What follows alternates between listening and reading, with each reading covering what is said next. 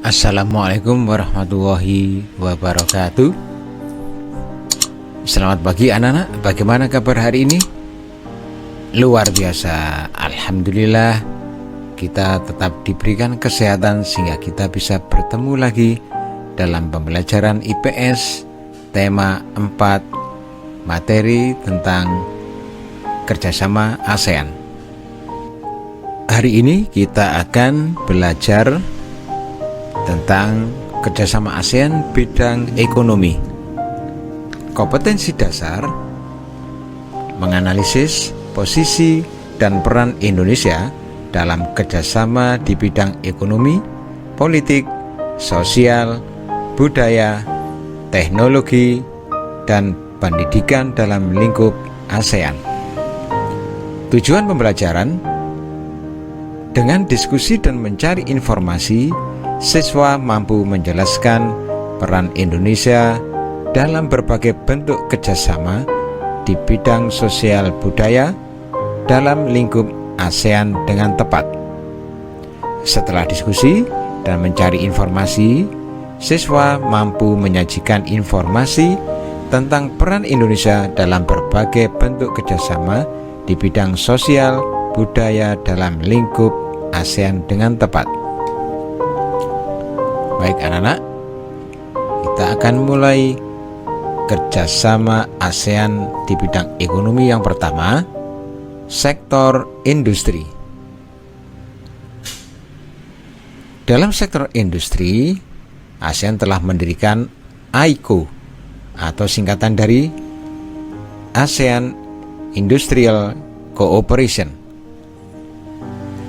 yang merupakan inisiatif kerjasama di sektor industri yang saat ini terus dikembangkan. AICO merupakan skema kerjasama antara dua atau lebih perusahaan di kawasan ASEAN dalam pemanfaatan berbagai sumber daya yang dimiliki oleh masing-masing perusahaan dalam rangka memproduksi suatu barang yang bertujuan meningkatkan daya saing perusahaan ASEAN. Berikutnya adalah sektor perdagangan. ASEAN membentuk AFTA atau kepanjangannya adalah ASEAN Free Trade Area, yang merupakan bentuk kerjasama perdagangan di wilayah negara-negara ASEAN yang mempunyai tujuan untuk meningkatkan volume perdagangan di antara negara anggota melalui penurunan tarif beberapa komoditas tertentu, termasuk di dalamnya beberapa komoditas pertanian dengan tarif mendekati 0-5%. Sektor perdagangan. ASEAN telah mendirikan FTA atau Free Trade Agreement, yaitu perjanjian perdagangan bebas. Terdiri dari 3 hal utama, yaitu perdagangan barang, perdagangan jasa, dan investasi. Perdagangan barang bertujuan untuk menghapuskan tarif dan menangani hambatan non-tarif, sedangkan dalam perdagangan jasa, Free Trade Agreement berusaha untuk menjaga akses pasar dan memastikan kondisi yang kondusif bagi penyedia produk jasa untuk berkembang. Dalam hal investasi, Free Trade Agreement bertujuan untuk melindungi dan mendorong investasi di Indonesia. Sektor jasa transportasi. Menteri Perhubungan, yaitu Bapak Budi Karya Sumadi, sepakat memperkuat kerjasama dengan Malaysia dan Singapura dalam sektor transportasi udara dan laut. Hal ini setelah Menteri Perhubungan menggelar pertemuan bilateral antara Indonesia Malaysia bersama Menteri Transportasi Malaysia, yaitu Antony Loke Siu Fook. Sektor jasa telekomunikasi. Kementerian Komunikasi dan Informatika menggelar pertemuan ASEAN Committee on Culture and Information atau COCI bersama dengan 10 delegasi dari masing-masing negara anggota ASEAN untuk memperkuat kerjasama sosial budaya dan informasi. Program-program yang akan dibicarakan terutama program yang terkait informasi, khususnya pertukaran informasi di bidang broadcast, IT, dan jurnalistik, serta penguatan dalam konteks lebih mengenalkan budaya keanekaragaman ASEAN antar sesama anggota. Sektor jasa pariwisata.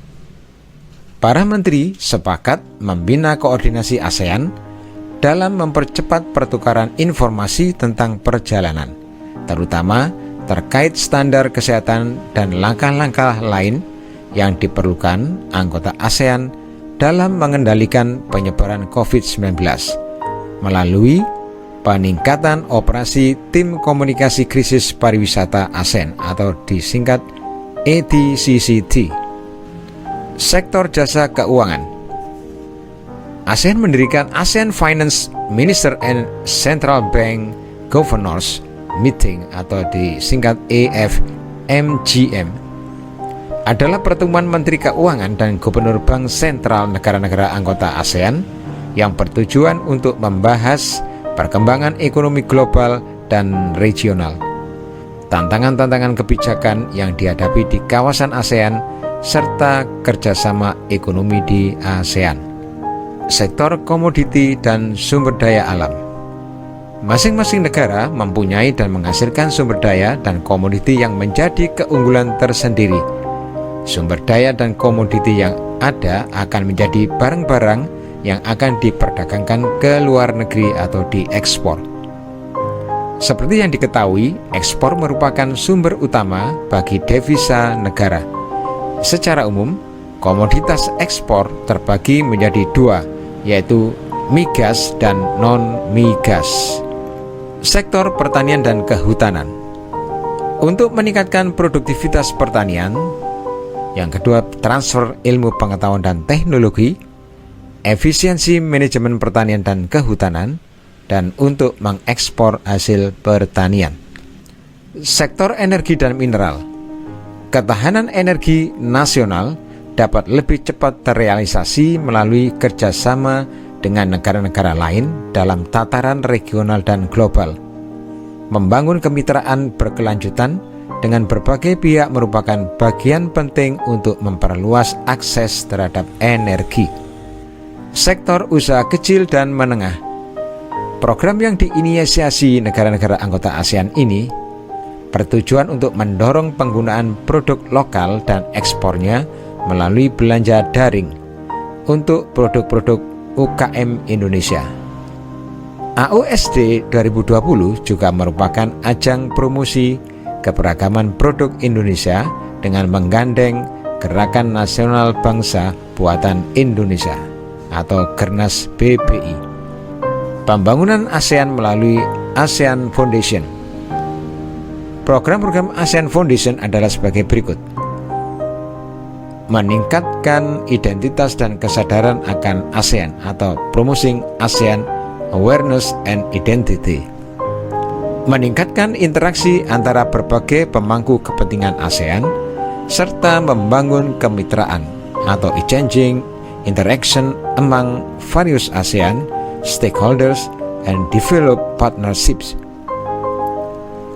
Mengembangkan sumber daya manusia dan membangun kapasitas atau developing human resources and building capacity.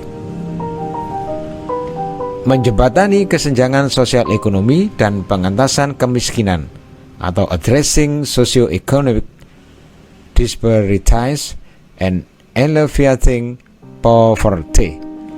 Demikian anak-anak kerjasama ASEAN di bidang ekonomi.